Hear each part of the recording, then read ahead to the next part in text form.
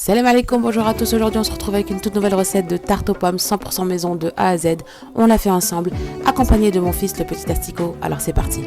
Alors pour toute tarte qui se respecte, il faut une pâte à tarte. On va commencer par faire une pâte sucrée, très rapide à faire les filles, aucun temps de repos.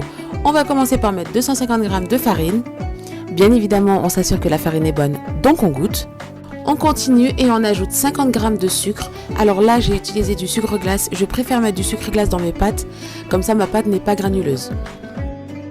Comme d'habitude, on vérifie que le sucre n'est pas pourri.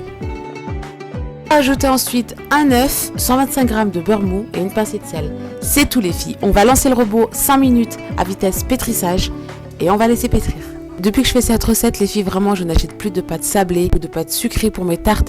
Je les fais maison, c'est tellement rapide, il n'y a pas de temps de repos. Vous faites la pâte et vous la faites cuire de suite. Si vous n'avez pas de Thermomix, vous utilisez votre robot classique et vous laissez tourner la pâte pendant 5 à 6 minutes. C'est exactement la même chose. Et voilà le résultat pour la pâte. Franchement, vous obtenez une pâte délicieuse. Vraiment les filles, essayez cette recette. Donc là, je vais la mettre dans un plat que j'ai beurré et fariné préalablement. Je vais l'enfourner à 170 degrés pendant une vingtaine de minutes et je vais vérifier régulièrement la cuisson.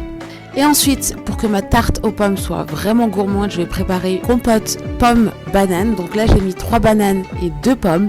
Je vais les lancer dans le Thermomix. Si vous n'avez pas le Thermomix, vous faites une compote classique dans une casserole avec de l'eau. Vous faites cuire vos pommes que vous allez mixer ensuite avec des bananes.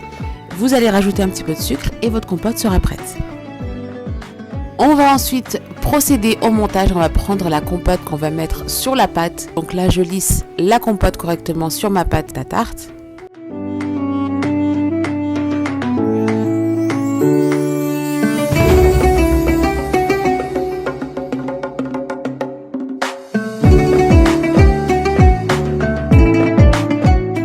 Je vais venir ensuite déposer des quartiers de pommes. Vous avez la possibilité de faire revenir les quartiers de pommes dans du beurre et du sucre pour plus de gourmandise, mais moi j'ai préféré les laisser comme ça au naturel.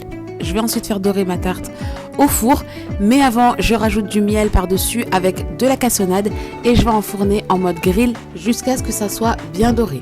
Et voilà le résultat, une magnifique tarte aux pommes bien dorée, bien caramélisée sur le dessus. Je l'ai mise au frais pendant 24 heures, on l'a dégustée le lendemain. Elle était juste délicieuse. Alors foncez les filles, essayez la recette, dites-moi ce que vous en pensez. J'espère que cette vidéo vous plaira. Je vous donne rendez-vous dans une prochaine vidéo pour de nouvelles recettes. Et n'hésitez pas à liker et à vous abonner.